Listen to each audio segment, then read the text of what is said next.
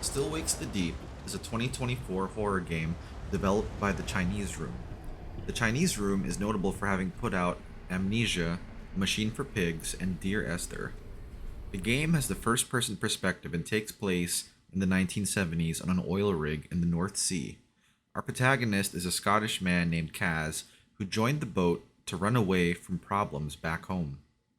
As Kaz gets on with his workday, an incident occurs during the drilling operation and the horror starts. First off, I've got to say this. The atmosphere of an oil rig for a horror game? It's amazing. The industrial setting, with everything being man made and artificial, gives off a feeling like you're in a spaceship in outer space, completely alone. If you've played Alien Isolation and enjoyed it, that is the atmosphere I'm talking about. Still Wakes the Deep feels like it was cut from the same cloth, and that's a huge plus in my book.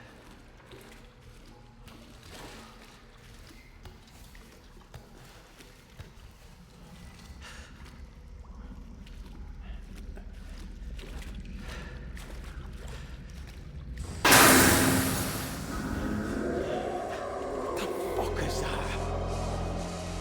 Was ist das denn da oben?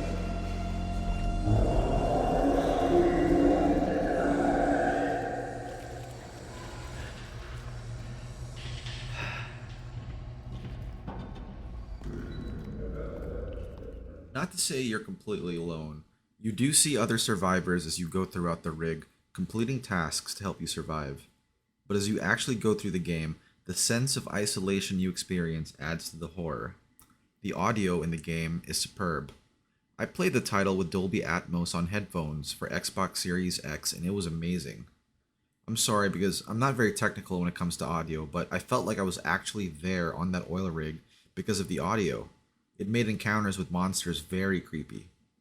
The game released for $35 on PC, Xbox, and PlayStation, as well as on Xbox Game Pass. I myself played it on Game Pass, but I enjoyed the game so much I ended up buying it. My only gripe with the release is that it was digital only. There's no physical copy to get for a collection. Now, let's talk about gameplay. The gameplay is in first person, with you as a player going through this oil rig trying to survive by avoiding otherworldly horrors and repairing various parts of the rig to ensure the entire construct doesn't kill you and everyone else on board. Let me mention this here. The game doesn't feature combat. Our protagonist Kaz is a rig worker, not a combatant, and these are horrors. He doesn't have the knowledge nor the skill set to fight any of them. That being said, you can hide and you can run away. Thankfully, those sections don't overstay their welcome. Those sequences come every once in a while to keep you on your toes, but not so often that they become more annoying than something spooky.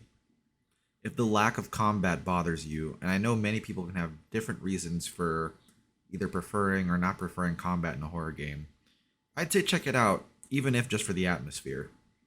I'm still so amazed and happy it takes place on an oil rig. I mentioned this a bit earlier, but the game's audio is a strong point.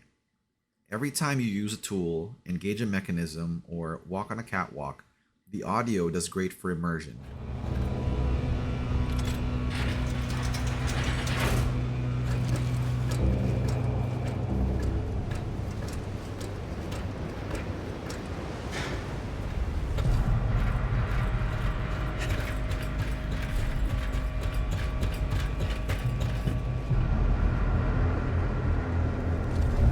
Shite! On the end of the fucking sea again.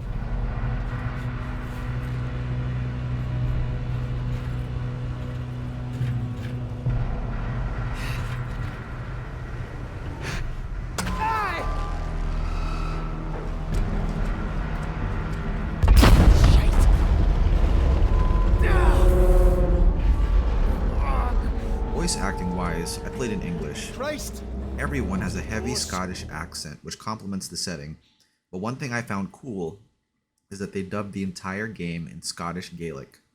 There's even an achievement and trophy for playing through the whole game in Scottish Gaelic, and it's gonna earn another playthrough from me just to experience the game with that dub. The game should take you about 6 to 8 hours of playtime, with maybe another playthrough if you're trying to do achievement hunting. It's a nice short game that doesn't overstay its welcome, And it doesn't break the bank either, given its $35 price point and availability on Game Pass. Still Wakes the Deep gets a 5 out of 5 from me.